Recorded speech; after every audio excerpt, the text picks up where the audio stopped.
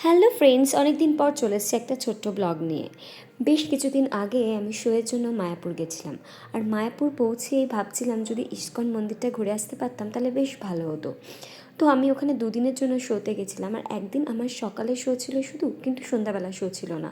ঠিক আমার মতো আরও দু তিনজনেরও সন্ধ্যাবেলা কোনো শো ছিল না। তো ওই ফ্রি টাইমটা কী করব? তো আমার ওই দু তিনজন বন্ধুর সঙ্গে আমি একটু প্ল্যান করে নিই। বন্ধু বলাটা ভুল হবে, ওরা আমার থেকে অনেক ছোটো। তো যাই হোক, বন্ধু কাম বোনগুলোর সাথে আমি একটু প্ল্যান করি যে আমরা ইস্কন ঘুরতে বেরোবো, কিন্তু কিভাবে যাব কিছুই আমরা জানি না। আর আমাদের হোটেলটা ছিল যেহেতু একদম হাইওয়ের ওপরে, তো সেই কারণে আমাদের খুব একটা প্রবলেম হয়েছিল।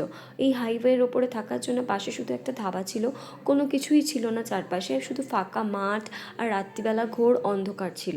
তো আমাদের যেহেতু সন্ধ্যাবেলাটাই টাইম ছিল, তাই আমরা কোনোরকমভাবে ওই ধাবাতে যাই এবং ধাবা থেকে গিয়ে একটা টোটোর খোঁজ নিই। এবং এই করতে করতে দেখি একটা টোটো অনেক দূর থেকে আসছিল, তাকে বুক করে আমরা কিন্তু ইস্কনের উদ্দেশ্যে বেরিয়ে পড়েছিলাম। আমাদের হোটেল থেকে ইস্কন পৌঁছাতে প্রায় 40-45 মিনিট লেগেছিল। প্রথম দিকে ভীষণ একটা আনন্দ লাগছিল, কারণ এর আগে কখনো এরকমভাবে বেরোয়নি। আর পরের দিকে যেহেতু অনেকটা রাস্তায় অন্ধকার, রাস্তার ওপর দিয়ে যেতে হচ্ছিলো, তো একটু ভয় ভয়ও ফিল হচ্ছিলো, কারণ এই রাস্তার মধ্যে কিন্তু দুপাশে জঙ্গলও পড়েছিল। ভিডিওটা দেখেই হয়তো বুঝতে পারছো যে কেমন অন্ধকার ছিল। মাঝে মাঝে আলো আসছিল একটু একটু জায়গায়, আবার অনেকটা রাস্তা ধরে ধরে পুরো অন্ধকার ছিল। কিন্তু একটা জিনিস ভীষণ ভালো লাগছিল দেখতে, সেটা হলো এই চাঁদ। এত স্পষ্ট, এত সুন্দর লাগছিল না ওই দিন চাঁদটাকে দেখতে, যে সত্যি বলে বোঝাতে পারছি না।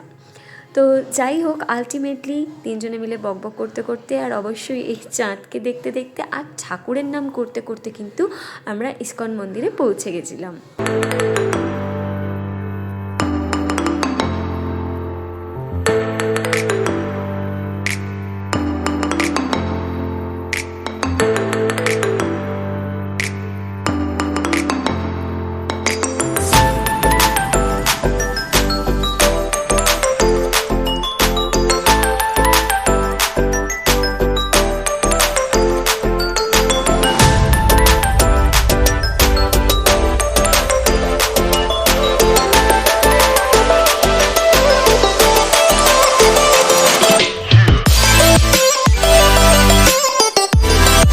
প্রায় সন্ধ্যা 7টা নাগাদ আমরা ইস্কনে পৌঁছে যাই।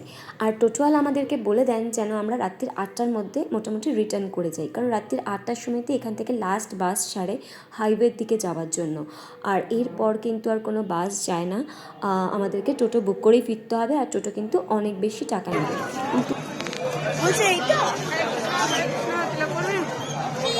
আমাদের কি অনেক আগে নামিয়ে দিল? ও হ্যাঁ, তো চলে এসেছে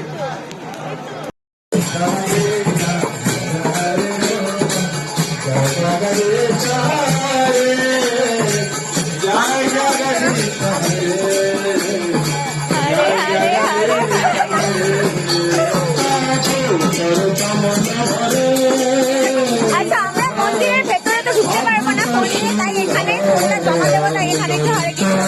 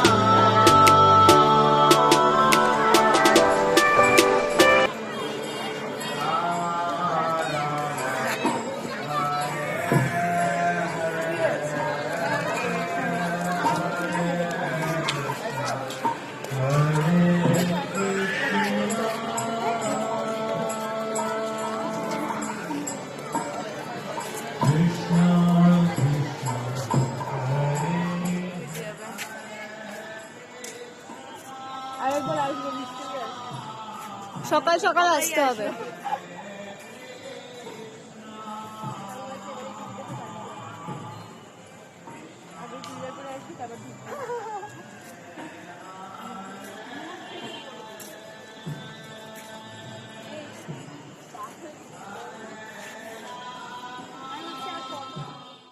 সময় খুব কম থাকায় আমরা মন্দির থেকে তাড়াতাড়ি করে বেরিয়েই সবাই মিলে ফটো ভিডিও রিলস বানাতে শুরু করে দিয়েছিলাম। আর এই করতে করতে কখন যে 8টা পেরিয়ে গেছিলো আমাদের খেয়াল ছিল না। আর তাই যথারীতি আমরা কিন্তু আর শেষ বাসটা এখান থেকে পাইনি হাইওয়েতে যাওয়ার জন্য। স্টোরেজ ফুল হয়ে গেল। আর তাই আমাদের কিন্তু এই মায়াপুর মন্দিরের সামনে থেকে টোটো বুক করে ফিরতে হয়েছিল। হ্যাঁ, অনেকটা ফেয়ার নিয়েছিল, প্রায় 250 টাকার মতো, কিন্তু আমরা ভালো মতো পৌঁছে গেছিলাম হোটেলে। আর এই ছিল সেই অন্ধকার রাস্তা যেটার উপর দিয়ে আমাদেরকে ফিরতে হয়েছিল। আমি তো সারাটার রাস্তা হনুমান চালিশা পড়তে পড়তে এসেছিলাম, কারণ আমার ভীষণ ভয় লাগছিল। আমি টোটোওয়ালার সাথেও প্রচণ্ড বকছিলাম। তো এই ছিল আমার ইসকন যাওয়ার স্টোরি। তোমাদের কেমন লাগলো প্লিজ জানিও। আবার দেখা হচ্ছে একটা নেক্সট ব্লগে।